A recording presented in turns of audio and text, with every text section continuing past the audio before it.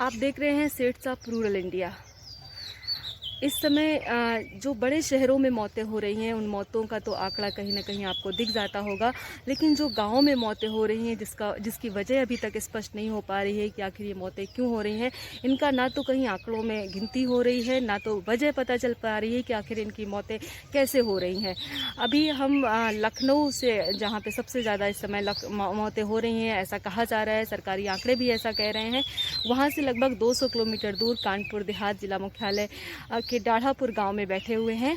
आज हम जिस परिवार से मिलने आए हैं, सबसे पहले तो इस परिवार के साथ हमारी बहुत सारी शोक संवेदनाएं हैं। इस परिवार ने अपना एक जवान बेटा, लगभग 35 साल जिसकी उम्र थी, बीते 30 अप्रैल को खोया है। इस बेटे की मौत किस वजह से हुई, क्या इसकी मौत का कारण रहा, क्या इस परिवार ने किस तरह, जो मौतों के बीच का जो 2-3 दिन का उनके बेटे को बुखार आया, इसके बाद डेथ हुई, पूरी बात हम उस परिवार से, उनके पिता से जानना चाहेंगे। और आपको अंदाज़ा होगा कि गांव में ये कोई पहली मौत नहीं है, ये सिर्फ ये मौत जो हम आपको बता रहे हैं मात्र उदाहरण मात्र है। ऐसी दर्जनों, हम कह सकते हैं दर्जनों मौतें हमारे आसपास के गाँवों में हो रही हैं। तो चाचा जी, सबसे पहले तो आपका बहुत बहुत स्वागत है सेट्स ऑफ रूरल इंडिया में। और हमारी बहुत सारी संवेदनाएं हैं इस परिवार के साथ, और हमें काफ़ी दुख है, और शायद 30 अप्रैल के बाद आज हम आपसे हिम्मत जुटा पा रहे हैं बात करने की। इतनी बड़ी घटना आपके परिवार के साथ हुई है। अगर आप हमें बता पाएँ कि घटना कैसे आपके बेटे को बुखार आया, क्या ऐसी परिस्थितियाँ बनी? जी। हुआ ये बेटे की, यहाँ अप्रैल के महीने में एक शादी थी। उस शादी में हमने इसको मना किया तो मत जाओ, लेकिन गांव वालों ने थोड़ा ज़्यादा आग्रह किया, नहीं चलो और हम जल्दी लौट आएंगे। तो शादी बारात बांधा गई हुई थी, लेकिन रात में ये बस से गया, वापस आ भी गया। वहाँ के आने के बाद इसको 1-2 दिन बाद बुखार आना शुरू हो गया। इसको मैंने फिर यहाँ पे रात में जो लोकल डॉक्टर देखते हैं, क्या नाम है, झोला छाक वाले, उनको मैंने दिखाया। तो बुखार में उन्होंने किसी ने, क्या नाम, वो बोतल वोतल चढ़ाई। बुखार लगभग कुछ ख़त्म हुआ, कभी चला गया, कभी ख़त्म हुआ, कभी चला गया। इसी बीच में इनको 27 तारीख को हमने इनको कोरोना टेस्ट कराया राजपुर प्राथमिक स्वास्थ्य केंद्र में। उसकी रिपोर्ट आज भी नहीं आई। ऐसा लगा हो सकता है कि ऐसी स्थितियाँ हों, लेकिन उसकी रिपोर्ट आज तक नहीं मिली। और इसी दरमियान में जब इनकी तबीयत बिगड़ी तो मैं कानपुर ले गया इनको। कानपुर ले जाने के बाद में वहाँ पर कोई इलाज नहीं मिला, और वो करीब 24 घंटे तड़पने के बाद में उसने दम तोड़ दिया। आज तक भी हम इसके बाद में अपने उसे बेटे की बहू को, बेटे को, अपने एक छोटे बेटे को ले करके प्राथमिक स्वास्थ्य केंद्र परसों गए। उन्होंने फिर कोई जांच नहीं की। तो आलम ये है कि कोई सरकारी तंत्र वाला जांच भी नहीं कर रहा है। डाउट था कि क्या स्थिति है, कैसे मौत हुई, कैसे नहीं हुई है। हमारा पूरा परिवार आज भी अनभिज्ञ है कि आखिर ये मौत कैसे हुई। तो इस संबंध में मैं चाहूँगा कि सरकारी तंत्र इस समय पूरा फेल है और कोई कुछ देख नहीं रहा है। आसपास के गांव में काफ़ी मौतें हो चुकी हैं। मेरे पड़ोस के गांव में रमऊ गांव है, वहाँ पे रोज़ाना एक मौत निकल रही है, लगातार एक मौत निकल रही है, और जिसका कारण नहीं पता, और जिसका आज तक किसी कारण नहीं पता है कि क्या कारण है, क्या नहीं है। तो अभी ये स्थिति पूरे ये इलाके में चल रही है। और मेरे गांव में लगभग कोई घर ऐसा बाकी नहीं है जिस घर में लोग मरीज ना हो। किसी को बुखार आ रहा है, किसी को जुकाम है, किसी देह में दर्द हो रहा है। हर व्यक्ति बेचारा जो जैसा झोला छाक मिलता है जिसको इलाज करा रहा है, क्योंकि सरकारी तंत्र फेल है, नर्सिंग होम सब फेल है, कहीं कुछ व्यवस्था है नहीं। ये आलम चल रहा है। तो मेरा पूरा परिवार दुखी है। और सरकार को ये कहना चाहेंगे कि ऐसी स्थिति में गांव के लोगों के दर्द को समझे और इलाज की सुविधाएं मुहैया कराएं। सरकारी तंत्र को भी कहें, अस्पताल को, जो अस्पताल सरकारी हैं उनके लोग, वहाँ के लोग अच्छे से देखें, जांच करें और लोगों सहानुभूतिपूर्वक व्यवहार करें। ऐसा कुछ हो नहीं पा रहा है। ये विडम्बना इस देश में चल रही है।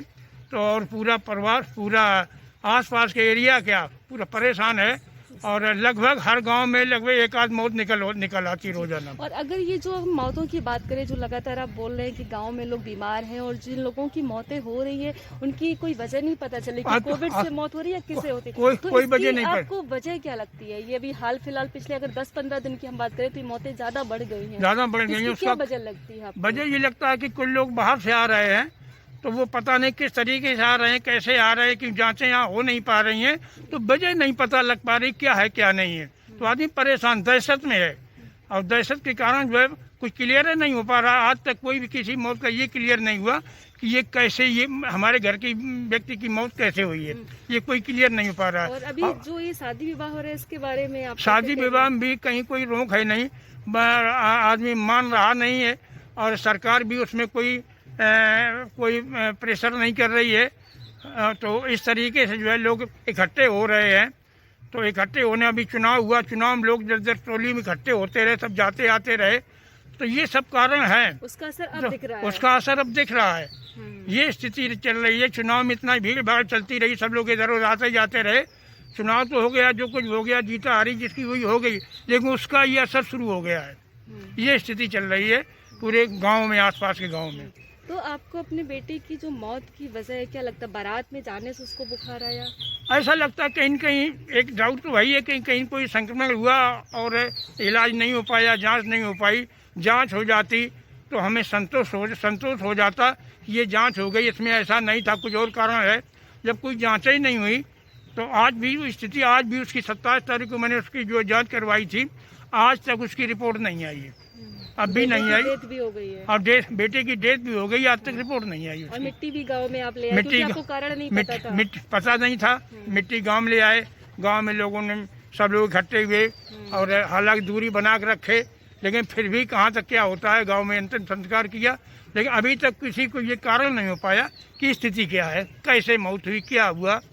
तो हम लोग थोड़े दहशत में हैं और चाहते ये थे कि ये मेरे परिवार की पूरी जाँच अगर हो जाए तो थोड़ा हम लोग दहशत से बाहर हो जाएं।